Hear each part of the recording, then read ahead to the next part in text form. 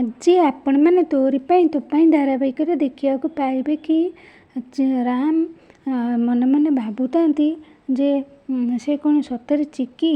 ଆଉ ଯଦି ସେ ଚିକି ତାହେଲେ ସେ ଜେଜେବାପା ମା' ଆଉ ନିଧିକୁ ଚିହ୍ନି ପାରୁନାହାନ୍ତି କାହିଁକି। ଆଉ ସେ କ'ଣ ଦୁର୍ଗା। ଯଦି ସେ ଦୁର୍ଗା ତାହେଲେ ମୋତେ ଏମିତି କାହିଁକି ଲାଗୁଛି, ମୋତେ ଏମିତି କାହିଁକି ଫିଲ୍ ହେଉଛି। କାରଣ ସେ ପାଖକୁ ଆସିଲା ବେଳକୁ ମୋ ହୃଦୟ ସ୍ପନ୍ଦନ ବଢ଼ିଯାଉଛି। କ'ଣ ପାଇଁ ମୋତେ ଏମିତି ଫିଲ୍ ହେଉଛି। ତ ଏମିତି ଭାବୁଥିଲା ବେଳେ ସେହି ସମୟରେ ଚିକି ଆସନ୍ତି ଏବଂ ସେ ଘରେ ବୁଲୁଥାନ୍ତି ଏବଂ ରାମ ମଧ୍ୟ ତଳକୁ ଆସନ୍ତି।